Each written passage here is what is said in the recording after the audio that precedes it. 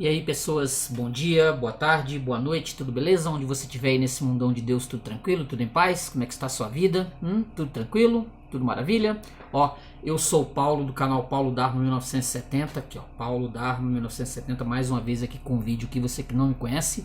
Eu sou o Paulo, beleza? Agradecendo a você que já é assíduo, você que já sempre assiste vídeo com a gente aqui, e você que está chegando pela primeira vez, tô agradecendo aqui pela sua presença, beleza? Ó, curte o vídeo, se inscreve no canal, comenta, dá sua comentada aí e se inscreve, aperta o sininho aí, beleza? Ó, agradecendo a Deus por mais um dia de vida, por mais uma, né, sempre agradecendo, sempre agradecendo a Deus, porque sem Deus nós não fazemos rigorosamente nada, beleza? Então curte o vídeo, se inscreve no canal e comenta aí, beleza? Até já já, valeu!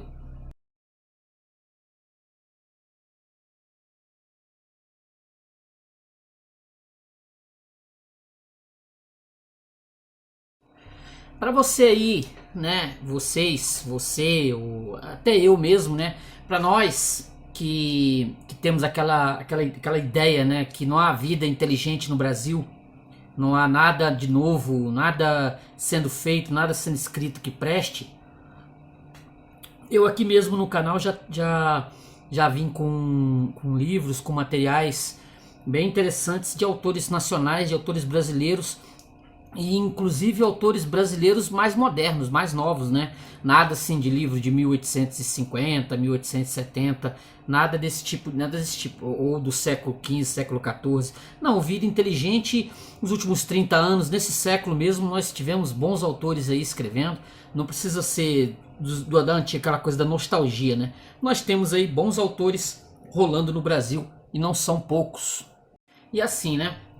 Vida inteligente no Brasil, Orlando Paz Filho, Diário de um Cavaleiro Templário. Esse livro aqui, uma gratíssima surpresa do autor da série Angus, que eu vou até deixar a foto aqui, porque eu não conheço, sinceramente. Eu vi alguns vídeos na internet sobre o autor, Orlando Paz Leme, Orlando Paz Filho, e vi que ele tem uma série chamada Angus, que futuramente, se cair em mão, a gente dá uma lida.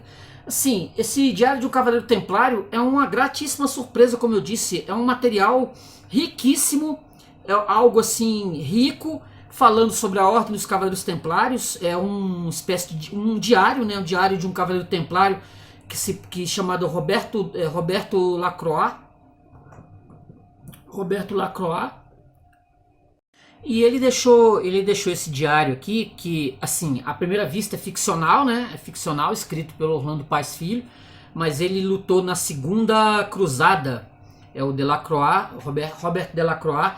Ele lutou na Segunda Cruzada. Isso me faz referência, obviamente, a Jerusalém Libertada, que foi um livro, resenha que eu fiz meados do ano passado, entendeu? Que isso aqui se passa na primeira cruzada com o Godofredo de Bulhão. Então o Torquato Tasso escreveu isso aqui na primeira cruzada. E eu tenho aqui, né?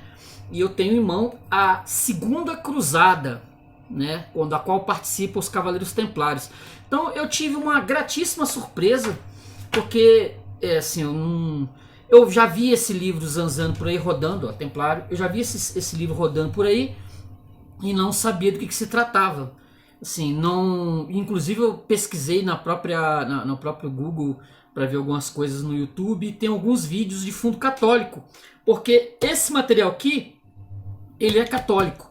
Ele é católico de natureza. O Orlando Paz Filho provavelmente é um grande católico, devoto, porque o material é rico em catolicismo, pode dizer assim. É muito bem escrito. Se esse diário é verdadeiro, se ele é real, se eu encontrar um dia com o Orlando Paz Filho, vou perguntar, é real ou não é real isso aqui? É verdade? Esse material realmente estava na mão das feiras em 1700 e pouco e veio parar no Brasil, e você teve acesso a ele e você publicou? É ficção ou é verdade? Porque é muito bem escrito, assim, o brasileiro se supera, até para fazer um material desse que você não tem, você não bota fé, você não acredita que um brasileiro ele vá fazer algo desse naipe aqui. entendeu? É muito, muito complexo, muito complexo a escrita, as pesquisas que ele fez aqui é num nível de Jerusalém libertada. É num nível de Jerusalém libertada. Por isso por isso a minha surpresa. Eu achava, quando eu peguei, eu tive aquela impressão de que eu ia topar com um monte de clichês sobre os Cavaleiros Templários, sobre a Primeira Cruzada, etc, etc, etc. Mas não foi bem isso que eu encontrei. Surpresa mesmo. A história é básica. Esse Robert Delacroix, como é um diário, ela começa lá por 1100 e pouco. Deixa eu ver aqui. 1100 deixa eu ver aqui a primeira data. 1123. 1123. Ele tem uma mãe e tem uma irmã. E ele ainda garoto ainda, ele sofre violência. O pai é um bêbado. Elas sofrem violência dos dois, dos irmãos do pai. E ele acaba uma hora ele tem que enfrentar esses dois que estão maltratando a sua mãe e a sua irmã. E ele enfrenta, ele apanha. Ele é muito novo. Mas um tempo depois ele consegue acesso a uma espada. E quando esses dois seres ignóbeis eles vão mexer de novo com a mãe, ele toma atitude, vai lá e mata os dois indivíduos. Ele mata os dois indivíduos, aí ele foge. A mãe entra pro convento junto com a filha, junto com a irmã, né? A irmã dele entra pro convento e ele vai se dedicar a ser um cavaleiro, dedicar a ser um cavaleiro. Ele vai ingressar na ordem dos Cavaleiros Templários e vai junto com esses Cavaleiros Templários, ele vai para participar da libertação de Jerusalém, na primeira cruzada. Entendeu? Então ela é toda datada, 15 de março do ano de Nosso Senhor de 1125. Aí 16 de março do ano do Nosso Senhor de 1125. Ela é toda datada. Olha que passagemzinha interessante aqui que eu separei, ó. Eu nunca havia saído de Nancy e a sensação que me acompanhou o tempo todo foi de pequenez diante dessa magnífica criação de Deus que é o mundo. Como pode um homem ser tão ignorante? Somente alguém que não consegue ver sua própria pequenez diante do Senhor pode ser tão arrogante a ponto de se ver como o centro dos acontecimentos. Homens que não são capazes de enxergar além de seu próprio horizonte acabam tornando-se vítimas de todos os tipos de vício, sem sequer se darem conta disso. Isso é só um parágrafozinho, só um mero parágrafo de várias passagens aqui que são muito bem escritas, muito de uma riqueza. Sim, por isso que eu falo, quer dizer, se você topar com esse material, compre, vale muito a pena. Eu até queria encontrar com o autor, porque realmente, ó, os fragmentos de texto que formam este livro foram misteriosamente encontrados nas mãos de uma carmelita descalça em seu leito de morte em meados de junho do ano de Nosso Senhor de 1720. Nenhuma das irmãs soube dizer como os pergaminhos chegaram à posse da monja. Quando submetidos à análise, revelou-se que os documentos haviam sido escritos por Robert Delacroix, cavaleiro da Ordem dos Templários, que viveu entre os anos de 1109 e 1186 e lutou na Segunda Cruzada sob o comando do mestre da Ordem Everard de Barre. As 5 partes do diário de Robert Delacroix contam a trajetória de sua vida como noviço, cavaleiro, eremita e mestre espiritual. Ele vai dividindo essas partes, porque a partir de um certo tempo, como ele ingressa à ordem, ele vai vivenciar a ordem dos Cavaleiros Templários, mas mais na frente ele vai ficar desestimulado, porque quando ele vai para a cruzada, as mortes que ele vê, aquele universo de massacre, aquilo o deixa extremamente chocado e ele acaba abandonando a ordem e vai se tornar um eremita. Isso, ele vai se tornar um eremita, porque ele questiona se é aquilo realmente que Deus, que Jesus Cristo, nosso Senhor, quer para o ser humano. Mesmo que ele vá lutar com os muçulmanos, mesmo que ele vá enfrentar os muçulmanos para libertar Jerusalém, ele coloca isso em questionamento.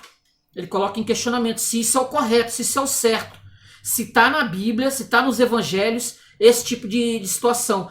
E ele, como cavaleiro da ordem, ele mesmo chega a dizer aqui que ele não aceita ficar sendo uma espécie de guarda-costa de católico.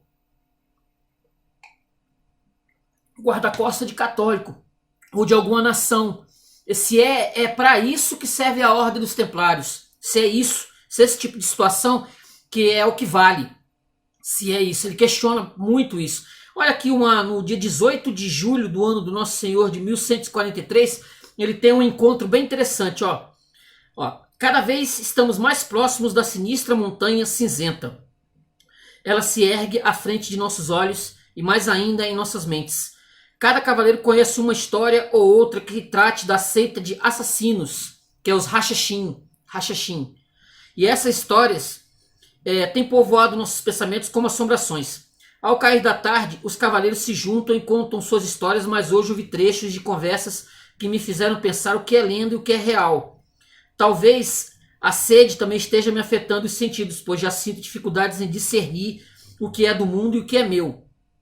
O cavaleiro Yves Morin parece animado com a perspectiva de ver o rosto dos assassinos.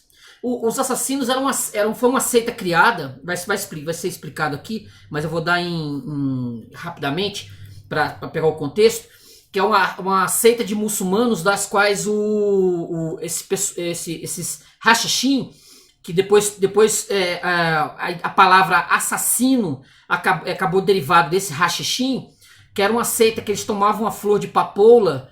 Eles sequestravam alguns muçulmanos, algumas pessoas, essa seita, levavam para a montanha e lá falava pro sequestrado que ele teria todas as riquezas, todos os luxos, se ele morresse, ele ia pro céu muçulmano lá e teria não sei quantas virgens, aquelas coisas todas. E aí acabaram se formando, montando um grupo, uma seita, que era uma espécie como se fossem os terroristas modernos. Eles iam lá e eliminavam alguns infiéis ou alguns muçulmanos que não faziam parte do universo deles. Não modificou muito. Isso acontece muito hoje mesmo entre os muçulmanos. Essas disputas de tribos, né? Xiita com outros, etc, etc. Ele vai explicar aqui bem direitinho. O cavaleiro Yves Morin parece animado com a perspectiva de ver o rosto dos assassinos. Ele brincou com essa perspectiva e, sem querer, iniciou uma conversa da qual não sei se gostaria de ter participado. Vice Pechard logo replicou ao tom sarcástico de Morin e disse com seriedade: eles não têm essa opinião de si próprios, não se veem como assassinos, mas como religiosos, membros de uma seita. Religiosos? Oh, Pechard, esses bruxos exercem sua fé quando cravam as adagas em nossas costas, disse Philippe Morroux, que se juntaram ao grupo. Cavaleiros, não devemos ser injustos. Também nós exercemos a fé com espadas. Philippe Morroux não se deu por achado. Nós não matamos os que estão dormindo, nem nos dedicamos a torturar os reféns que caem em nossas mãos. Contaram-me sobre um refém que eles fizeram na última primavera e é uma história que revela a brutalidade desses que se dizem religiosos. Preocupado, um dos cavaleiros perguntou-lhe se este refém estava em Masyaf, que é a montanha.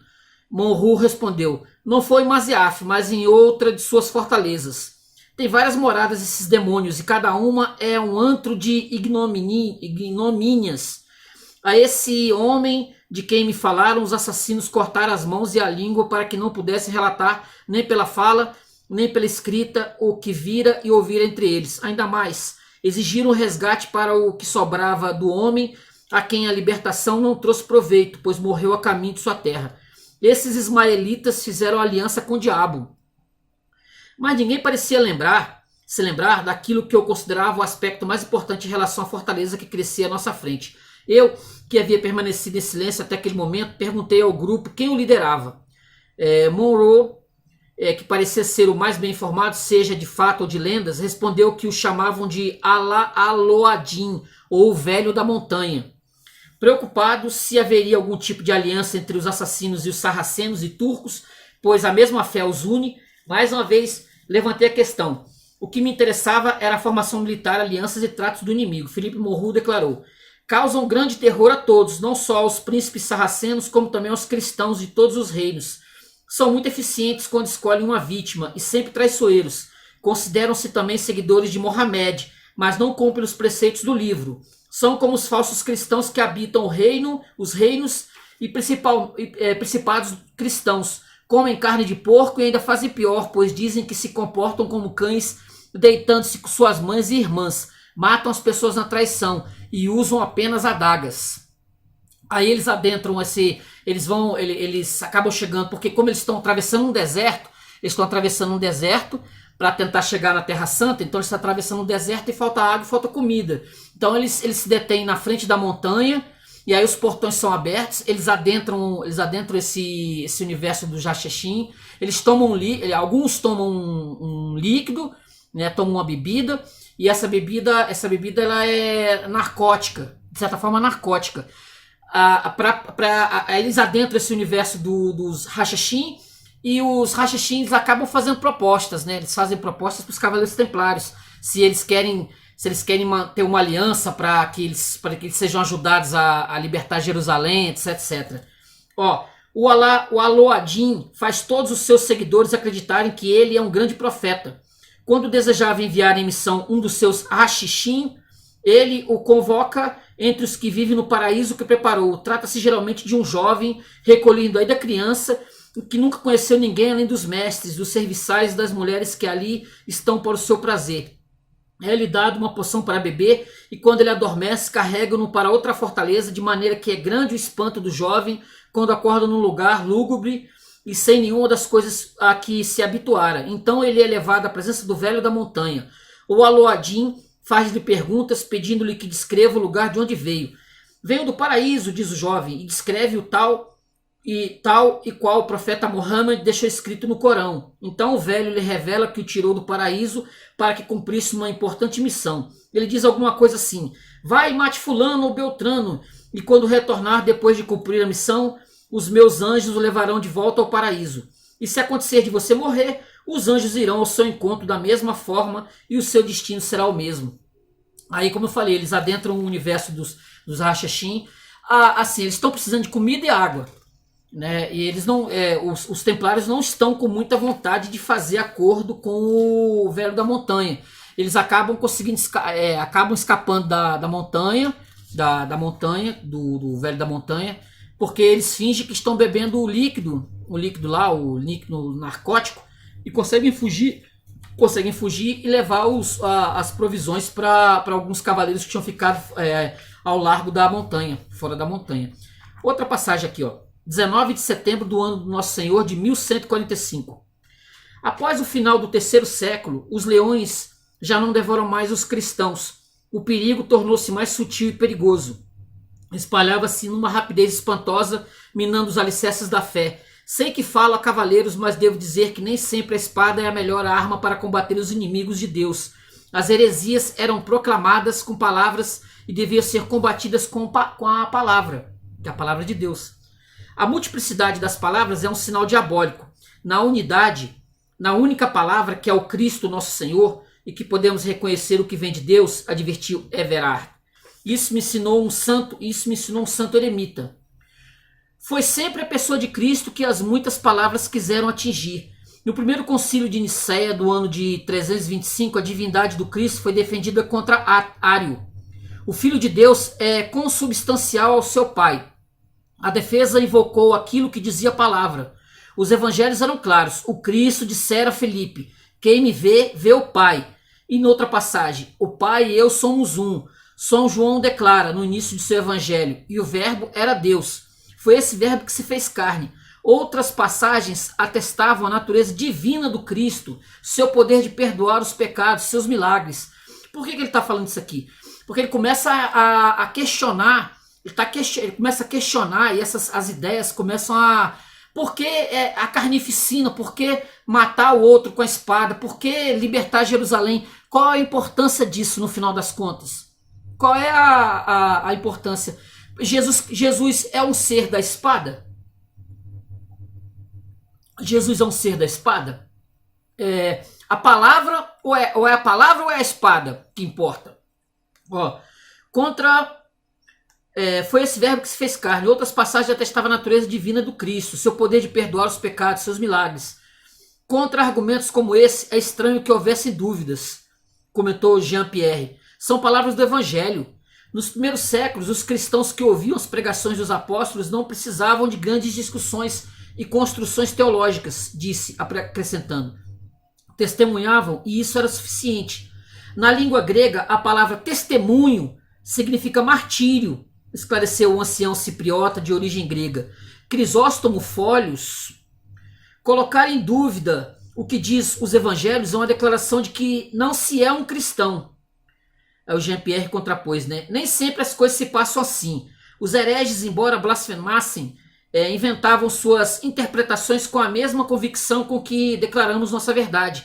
Ário era um desses. Foi contra ele que foi convocado o primeiro concílio de Nicéia. O que pensava Ário? Perguntei. Ário era um sacerdote de Alexandria. Afirmava um único Deus eterno, onipotente, indivisível, imutável, que não podia comunicar seu ser por geração. Logo, negava que Deus Pai houvesse gerado seu Filho desde sempre. O Cristo, Filho de Deus, é Deus de Deus, luz de luz, Deus verdadeiro de Deus verdadeiro. Ário falou no verbo como se tivesse sido criado antes de todos os tempos, com a finalidade de ser apenas instrumento e executor na criação desse mundo.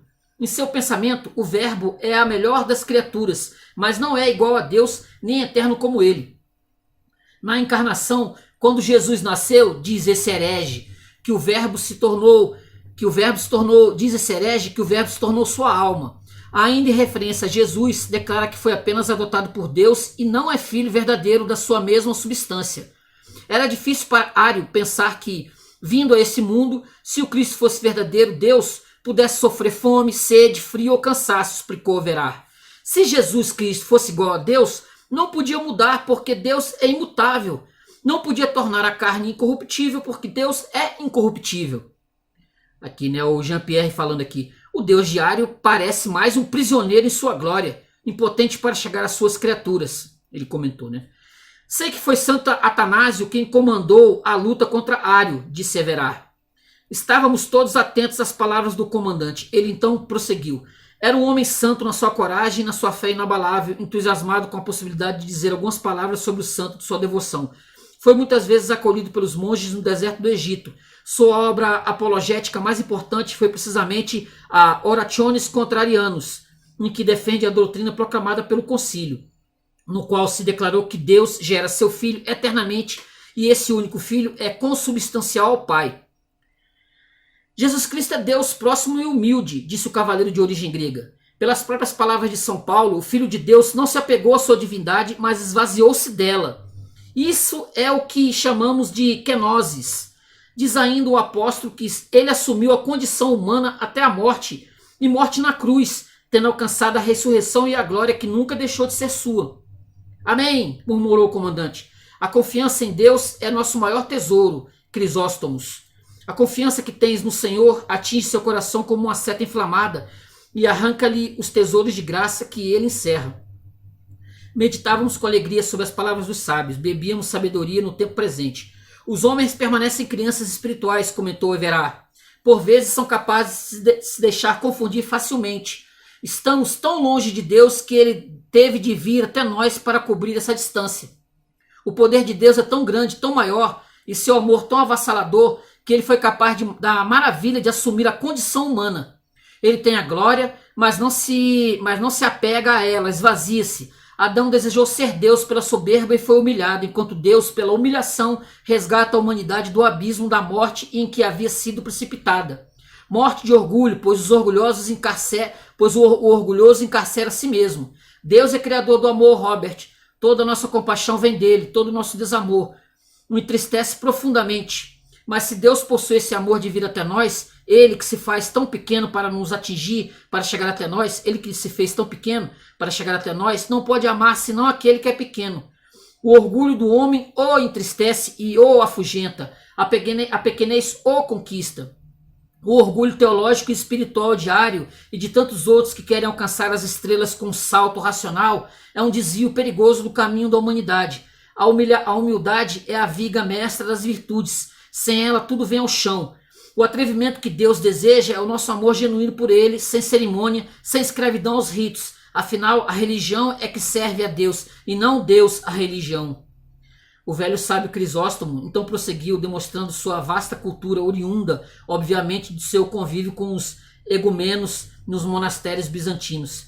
Seu espírito está vivo, atua em nós, por nosso merecimento e misericórdia. Os teólogos o querem dissecar como um animal, sem ter por ele amor algum. No Ocidente é chamado de teólogo aquele que discursa sobre Deus. No Oriente é chamado de teólogo aquele que fala com Deus, o homem de oração e humildade. Amém, cavaleiro, disse Everard, olhando os outros irmãos. Amém. Bacana, né? Essas palavras que, inclusive, quando o livro termina, pelo menos 150 páginas são só de louvor a Deus aqui, né? Nosso Senhor Jesus Cristo, dai-me a alegria do teu sim à minha ação, quero a tua ajuda, alegra-me com a minha escolha, não te lamentes com a incerteza do dia seguinte. São passagens e mais passagens de pedidos, de oração. Nosso Senhor Jesus Cristo, vê a profundeza do meu amor, até onde ele desce para vos encontrar. Compreende que um Deus que sabe fazer-se tão pequeno não pode amar senão o que é pequeno. E por aí vai. É um livro realmente muito interessante, muito interessante. Deixa eu ver se eu acho outra passagem aqui, que eu considerei aqui, que eu falei, não, esse aqui tem que... Vou ver se eu separo mais um aqui, ó. Assim, aí ele vai se tornar um eremita. Primeiro ele tem um contato, ele vai para um mosteiro, e lá nesse mosteiro ele acaba tendo um contato com indivíduos que estão no mosteiro, mas são ateus. É como se são cientistas, como se fossem uma espécie de cientistas. Os hereges, eles estão colocando Deus de lado, eles estão abrindo cadáveres, estão roubando cadáveres no cemitério, ou às vezes até mesmo matando seres vivos, matando homens ou mulheres para estudar o corpo. Eles assassinam uma mulher, um indivíduo que ele assassina uma mulher para poder abrir o corpo dela e estudá-la por dentro. E ele acha isso horroroso. E assim, tem toda uma apologética, né, da ciência, daquela ideia de que a ciência ela é a mãe, é a rainha de toda sabedoria, não, de todo conhecimento, né? Não de sabedoria, mas de conhecimento. Que você tem que ter o conhecimento, você não pode ficar preso a fantasias, a mitos de coisas que aconteceram há 1000 anos atrás, 2000 anos atrás, que você tem que estudar para você ser um homem com conhecimento. E ele acaba abandonando o mosteiro exatamente por conta disso. Que ele fala assim, isso realmente não é interessante, não é algo que não é algo factível. O mais importante é o nosso Senhor e Salvador Jesus Cristo. Olha só a leitura do Salmo 13, olha que lindo isso aqui, ó. Diz o insensato em seu coração, Deus não existe, suas ações são corrompidas e abomináveis, ninguém age bem. Do céu Yahvé se inclina sobre os filhos de Adão, para ver se há um sensato, alguém que busque a Deus. Estão todos desviados e obstinados também. Não, ninguém age bem. Não, nem um sequer. Não sabem todos os malfeitores que devoram meu povo como se comessem pão e não invocam o Yahvé? Lá eles tremerão, pois Deus está com a raça dos justos. Vós caçoais da revolta do pobre, mas Yahvé é seu abrigo. Quem trará de Sião a salvação para Israel? Quando Yahvé reconduzir os cativos de seu povo, alegria em Jacó e regozijo em Israel. Salmo 13. Deixa eu ver mais uma passagenzinha aqui. Olha só as gravuras, olha. Tem aqui as gravuras dos Cavaleiros Templários, olha. Todas as ordens de cavaleiros, não só dos Templários, ó. Tem toda aqui, ó. Ó, tem mais aqui, ó. As fotos de todas, tem aqui uma foto de todas as cruzadas. Aqui, expansão comercial dos cristãos no Mediterrâneo a partir de 950. Olha aí, ó. Olha uma gravura de um Cavaleiro Templário. Aqui. É todo, ele tem bastante gravuras. Olha aqui, ó, batalha no craque dos cavaleiros, olha. Aqui, ó. Olha. Bacana, hein? Isso que eu tô dizendo, é um livro muito interessante, ó, as cruzadas. A cruzada de 1107 a 1110, 1128 a 1129. Olha aqui, ó. As cruzadas entre 1107 e 1129. Que é o que basicamente trata uma parte do livro. Vendo? Os templários, os cavaleiros aqui. Não tem nada aqui na igreja. Olha aqui, olha, mais mapinhas das cruzadas. Para quem é fã desse período, como eu falei do Jerusalém Libertada, para quem é... Olha o Cavaleiro Templário aqui, ó. Olha só. Para quem é fã da história dessa ordem, é um prato cheio isso aqui, viu? Um prato cheio. Se foi escrito mesmo pelo Orlando Paz Filho, ele realmente acertou. Olha aqui, a Fortaleza dos Templários e Hospitaleiros no Oriente. Olha. Ele realmente... Uma mão boa, hein? Uma mão boa. Estudou pra caramba para trazer um material muito decente. Muito decente. Deixa eu ver se eu encontro mais uma passagemzinha aqui. Aqui, ó. Isso aqui é da parte do Eremita. Ó, data desconhecida entre 1156 ou 1157. Ó.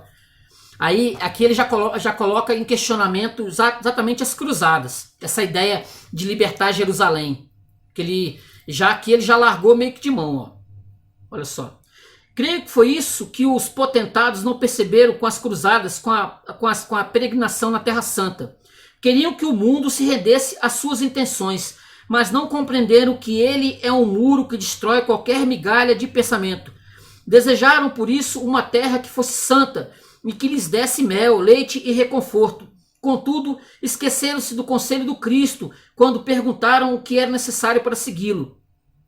As aves têm seus ninhos, a raposa tem sua toca, mas o filho do homem não tem onde pousar a cabeça. Não existe Terra Santa, nunca existiu Jerusalém, exceto em mapas e estratégias de batalhas. O mundo em si é a própria Terra Santa. Deus não precisa de lugares fixos, não precisa de templos ou até mesmo de igrejas. O que ele precisa é de homens que façam durar as virtudes. Enquanto isso, observo o sol e o céu e percebo que meu passado foi vivido para chegar a essa conclusão. Como um animal, dono de seu próprio mundo, o mundo onde a escuridão pode surgir a qualquer momento, respeita o domínio de outro mundo, porque sabe que esse monarca é um animal muito mais perigoso quando desafiado. Deixa eu ver mais outra aqui. Data desconhecida, 1159. Enquanto Cristo destruía o que os vendilhões fizeram ao seu tempo, ele respondeu aos que o acusavam que não viera trazer a paz, mas a espada, a divisão, a guerra em seu estado máximo. Vivi guerras e batalhas demais para perceber isso tarde demais. Os homens procuram paz e sossego, contudo, isso são ilusões. Todos devemos aprender que nossa passagem aqui na Terra não tem ninhos, tocas ou nenhuma espécie de abrigo. Estamos em permanente travessia e a morte é somente o início de uma outra travessia, um novo caminho que ainda não conhecemos porque nada nos foi dito, mas que podemos supor que se trata de uma outra batalha. O que nos sustenta é a armadura da fé. Foi o que me sustentou e não foi pouco. Foi a armadura da fé que me fez ficar cada vez mais vigilante, mesmo mantendo o olhar inocente dos pequenos que observam os grãos de areia, as estrelas que formam um enxame em nossas mentes e os lírios que acalmam o nosso presente. E afinal, posso afirmar que vivi na época em que o reino do Espírito desceu sobre a terra, e também afirmo que este Espírito não é nada pacífico, nada gracioso. Muitos dirão no futuro que o que aconteceu na Terra Santa foi uma abominação contra o Espírito Santo. Deve haver alguma verdade nisso. E o cheiro da carniça que ainda sinto nos porões da minha memória confirma essa conclusão. Mas quem diz que o reino de Deus se alimenta de quietude? Não. Seu alimento é o sangue dos guerreiros, dos santos e dos mártires. É graças a eles que o mundo pode ser finalmente frutificado em alguma ordem e impedir que o mal se espalhe nas almas de nossos pequenos. O combate é árduo, porque o desânimo é uma constante. Mas se não fosse árduo, seria um bom combate? Claro que não, claro que não. Concluo com essas linhas que alguém pode vir a encontrar, sabendo que alguém estará sempre à espreita, pois o tempo está próximo, tanto para os que vestem a armadura da fé, como para os que estão bloqueados pela muralha do maligno. Todos são iguais perante os olhos de Deus, o mesmo que conhece cada fio de cabelo, cada grão de areia e cada canto de nossa alma. Aí ele vai encerrar aqui, né, o diário, ele vai encerrar na página 285. Aí vai deixar aqui um histórico, né, sobre o fato desse diário, como esse diário ele foi descoberto. Aqui, ó. Aqui se encerra o que foi chamado da quarta parte do diário do cavaleiro Robert Lacroix, encontrado nas mãos da monja carmelita e que se refere à vida mundana do cavaleiro. O Diário de um Cavaleiro Templário conta ainda com uma quinta parte. O padre jesuíta Afonso Rodrigues, nascido em 1904 e falecido em 2002, hoje em processo de canonização, recebeu em suas mãos um manuscrito sem signatário encontrado no Brasil no mês de setembro de 1992, em meio a diversos outros documentos, na cripta do pátio do colégio, uma das únicas partes do edifício que permaneceu intacto após a supressão da ordem dos jesuítas no Brasil pelo Marquês de Pombal. Suspeitou-se que esse manuscrito fosse uma quinta e última parte do Diário do Cavaleiro Templário Robert Lacroix. Com a ajuda de pesquisadores, o jesuíta confirmou tal hipótese ao comparar a idade do papel com os resultados da datação dos manuscritos e a caligrafia presente no documento. A tarefa hercúlea de traduzir do francês antigo, latim e português arcaico e ordenar teologicamente os manuscritos coube ao padre Rodrigues, professor doutor em teologia e filosofia. Levantou-se então a possibilidade de que esse documento encontrado no Brasil tivesse sido trazido de Portugal na época das navegações e desde então permanecido sob a guarda dos jesuítas. Acredita-se que os jesuítas tinham conexão com a Ordem de Cristo, que foi fundada em 1118 por franceses em Jerusalém, com o nome de Ordem do Templo. Em 1307, devido à perseguição que sofreu por parte do rei da França, a ordem foi aniquilada na Europa e somente poupada em Portugal, então regida por Dom Dinis, 1261-1325, que garantiu a permanência da ordem em terras portuguesas. Nem mesmo a execução do mestre da Ordem do Templo, Jacques de Molay, queimado em praça pública em Paris, o intimidou. Assim, em 1317, de posse da alegação de que os templários não haviam cometido crime algum em Portugal, Dom Dinis fundou uma nova organização para a qual todo o patrimônio da Ordem do Templo foi transferida, a Ordem de Cristo. Em 1416, o infante Dom Henrique, terceiro filho de Dom João I, tornou-se mestre da Ordem. 2 anos depois, o Papa Martinho V, na bula Sani Charissimus, deu o caráter de cruzada ao empreendimento marítimo português. As terras que fossem tomadas dos infiéis passariam à Ordem de Cristo. Em 1498, o cavaleiro da Ordem Vasco da Gama circunnavegava a África para chegar à Índia, sem a necessidade de intermediação com os muçulmanos que controlavam os caminhos terrestres. E poucos anos mais tarde, a 26 de abril do ano de Nosso Senhor de 1500, o cavaleiro da Ordem de Cristo, Pedro Álvares Cabral, hasteou a bandeira da Ordem, onde hoje é Porto Seguro, e ordenou que ali se rezasse a primeira missa no Brasil. Como registrou o escrivão Pero Vaz de Caminha, ali estava com o capitão a bandeira da Ordem de Cristo, com a qual saíra de Belém e que sempre esteve em alta. Não se sabe exatamente quando os manuscritos em questão chegaram ao Brasil, mas é possível que estivessem em uma das caravelas que transportaram os primeiros jesuítas, que tinham por missão a catequização dos povos do Brasil. O que se sabe é que Robert Lacroix confiou o texto à Ordem do Templo, como poderemos ler nas partes do diário que se segue. E este poderia ter sido mantido ao longo dos anos na Ordem de Cristo. Existem rumores de que a intenção dos últimos templários, dos cavaleiros da Ordem de Cristo, tivesse passado aos jesuítas, membros da Companhia de Jesus, a qual buscavam novos povos desconhecidos, a humildade e a esperança de uma cristandade que não era mais possível na Europa. Numa Europa racionalista e arrogante, havia pouca esperança para os padres jesuítas. E assim, eles se lançaram ao mar em busca da humildade dos pequenos, na esperança de que os povos desconhecidos pudessem conhecer o Deus verdadeiro. Por aí vai. Aqui tem mais, como eu falei, tem as partes aqui que ele tem muitas orações, né, escritas, muitas orações. E das últimas partes aqui que eu separei, que é a última passagem do livro, olha só, tem essa aqui antes, né? Ó, nessa terrível luta sobre a besta semelhante a uma pantera. Isso aqui é na página 411. Nessa terrível luta sai do mar para ajudar o dragão, uma besta semelhante a uma pantera. Se o dragão vermelho é o ateísmo, a besta negra é a nova ordem secular, aceita do olho que tudo vê. O dragão se manifesta no vigor da sua potência, a besta negra, ao contrário, age na sombra, se esconde, se oculta, de modo a entrar em toda parte. Ela tem as patas de urso e a boca de um leão, porque opera em todo lugar com astúcia e com os seus meios de comunicação. As 7 cabeças indicam as instalações de comando que agem em toda parte de maneira traiçoeira e perigosa. Essa besta negra tem 10 chifres e sobre os chifres 10 diademas que são sinais de domínio e de realeza. A seita dominará e governará todo o mundo por meio dos 10 chifres. O chifre foi sempre um instrumento de amplificação, um modo de fazer a própria voz ser ouvida à distância, um forte meio de comunicação entre os exércitos. Por isso, Deus comunicou a sua vontade ao seu povo por meio de 10 chifres que tornaram a sua lei conhecida, os 10 mandamentos. Quem os acolhe e os observa caminha na vida sob a estrada da divina vontade, da alegria e da paz. Quem faz a vontade do Pai acolhe a palavra do Filho e participa da redenção consumada por ele. A graça da redenção é comunicada por meio dos 7 sacramentos.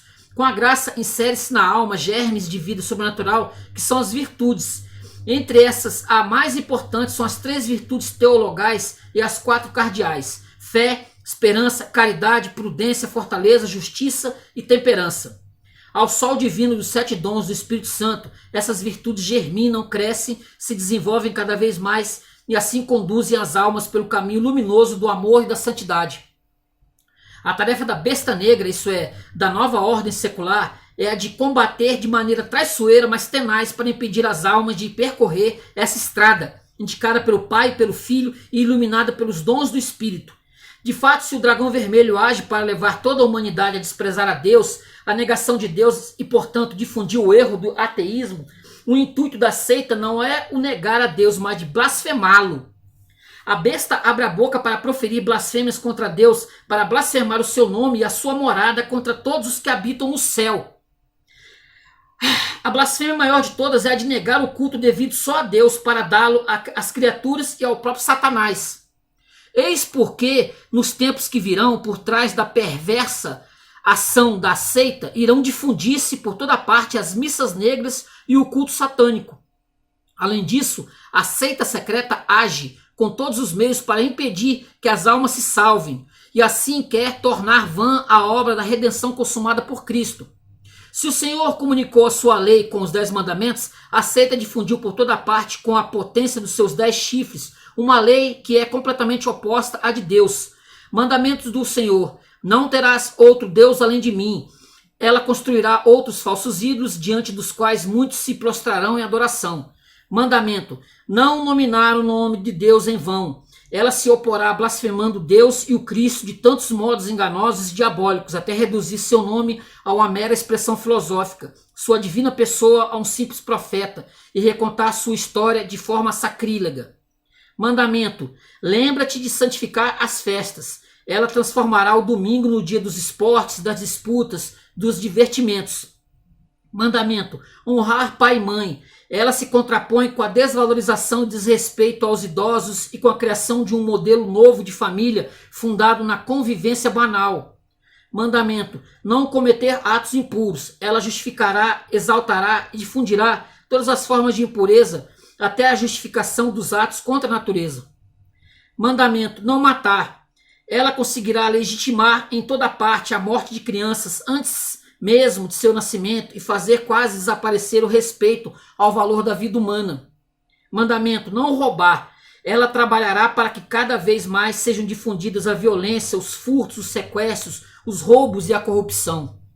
Mandamento: não levantar falso testemunho. Ela agirá para que se propague cada vez mais a lei do engano, da mentira, da falsidade.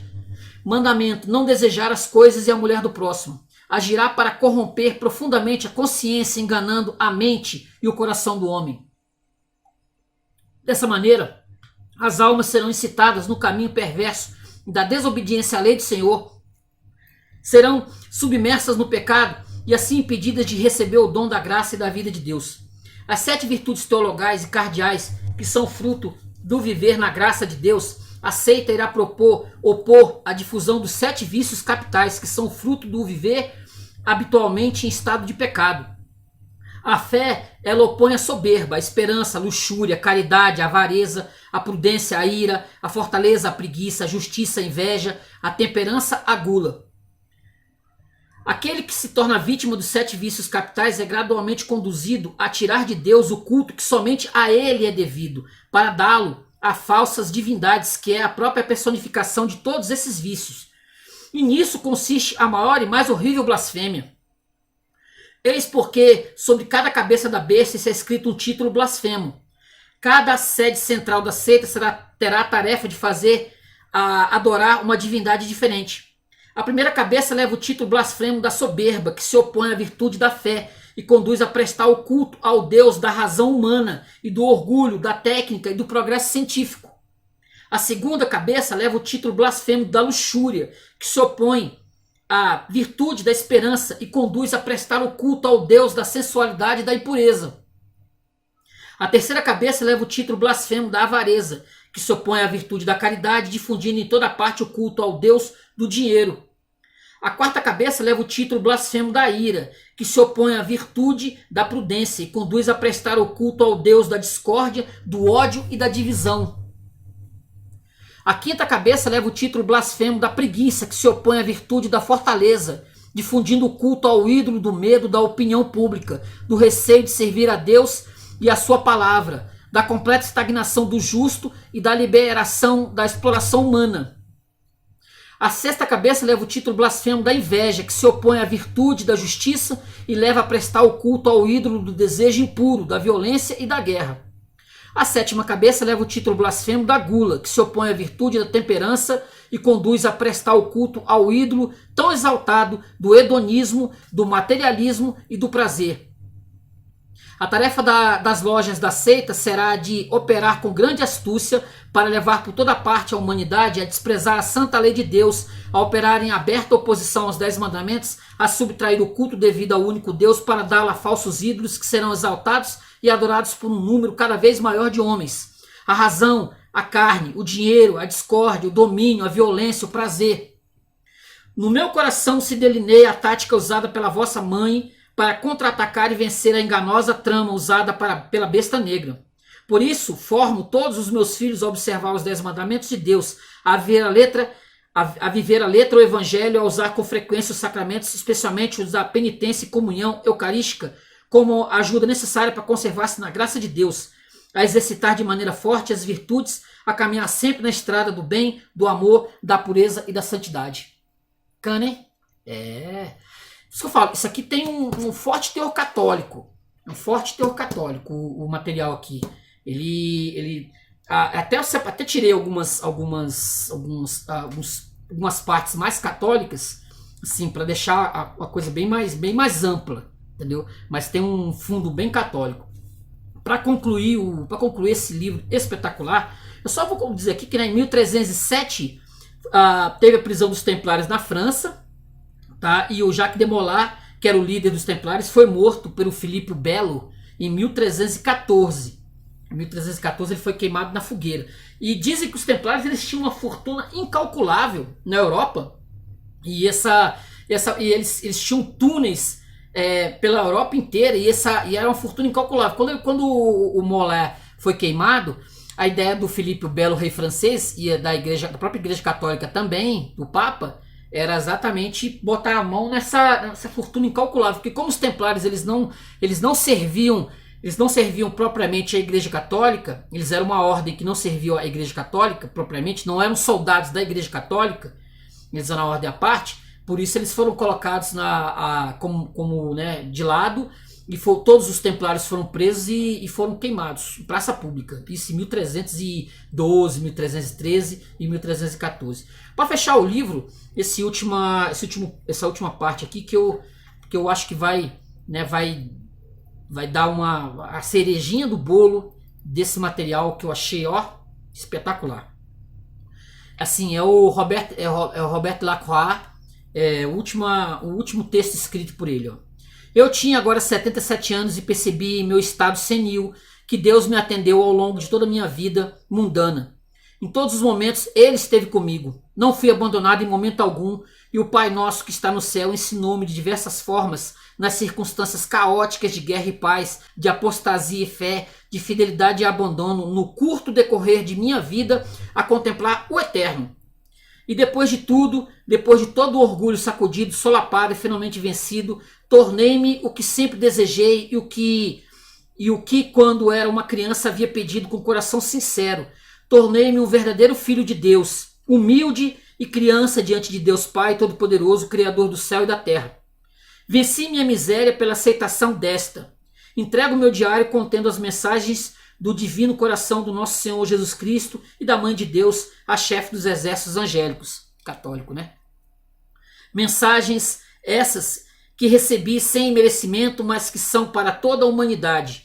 Entrego-as ao novo abade do monastério de Cluny, homem piedoso de grande sabedoria e caridade, que sucedeu o abade Singer. Combati o bom combate, guardei a fé, encontro-me agora pronto para abraçar a morte, que tudo liberta. E tendo anjos diante de minha face, entrego minha alma nas mãos do Senhor. Muito bom, muito bom. Tem aqui, ó, tem umas linhas genealógicas da ordem, vendo? Várias ordens aqui, ó. Essa aqui é a linha do templo dos Cavaleiros Templários, grão-mestres da Ordem do Templo. Tem aqui dos Cavaleiros Hospitaleiros, ó. Por isso que eu digo, quer dizer, é um material rico para quem gosta de estudar esse período. Ó, linha do tempo dos Cavaleiros Teutônicos aqui, ó. Tem a linha do tempo. É uma coisa bacana, ó. Tem sobre os muçulmanos, aqui, ó. Também sobre os muçulmanos, sobre os líderes muçulmanos, ó. Aqui, ó. É um material muito interessante e eu tenho, esse aqui eu não vou despachar. Eu vou deixar esse livro nos meus guardados, porque de vez em quando eu quero dar umas consultadas nele, porque tem muita informação aqui, muita coisa. Então, gente, ó, hoje Orlando Paes Filho, autor da série Angus, né? Angus, Diário de um Cavaleiro Templário, um livro gratíssimo, beleza? Então, ó, curte o vídeo, se inscreve no canal e comenta. Espero que você tenha gostado. Eu gostei pra caramba e espero que você procure esse livro. Esse livro tem na internet para venda, você pode encontrar. É muito bom e é da editora Record. Beleza? Valeu, gente. Até a próxima. Tchau.